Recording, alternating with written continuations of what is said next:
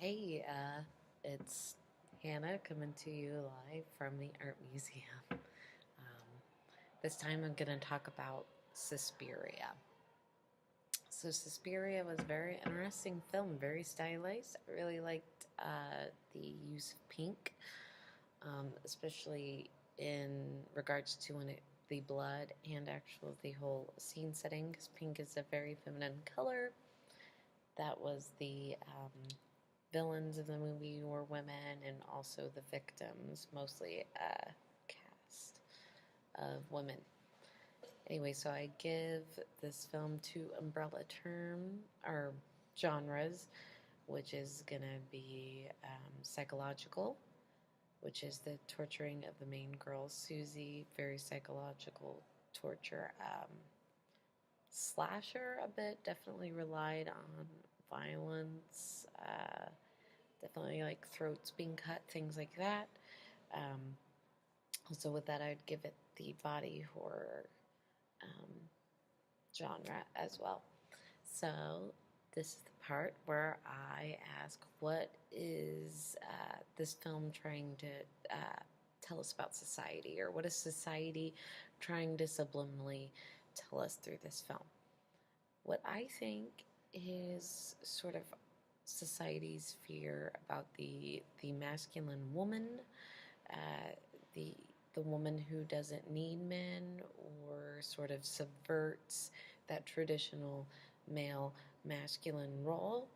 Seeing as the main female is Susie, and she is very like doe-eyed and very feminine ballerina type, and the villains are definitely more and she's more waifish, of course, are squat women, especially the main, I cannot remember her name. She has the curlers in her hair.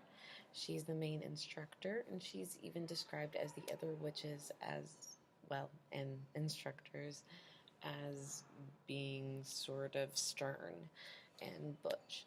She, I think, is kind of the main icon of, in my opinion, of society's fear of the masculine woman. She, the one large male presence, which is the blind man with the dog, she definitely kicks him out of the house.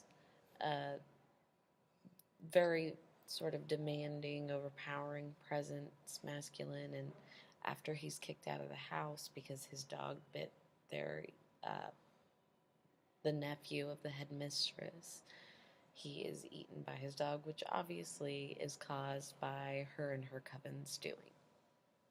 Now, the young boy is another tenet of this that shows sort of the society's fear of the masculine woman and the woman who doesn't need men.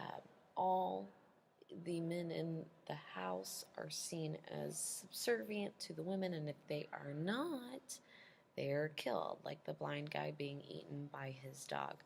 The young boy is being controlled and manipulated by them, and he's sort of part of the covenant. And again, the sort of interest for the protagonist, the love interest, he's poor, and he's paying his way through school partially through favor. So he's also sort of like a subservient person to the witches, and also sort of the women, the masculine women, the women in charge are assuming control over him and subverting his role. So truly, I think the Suspiria kind of shows the societal concern about, again and again, women being masculine and having power and not needing men.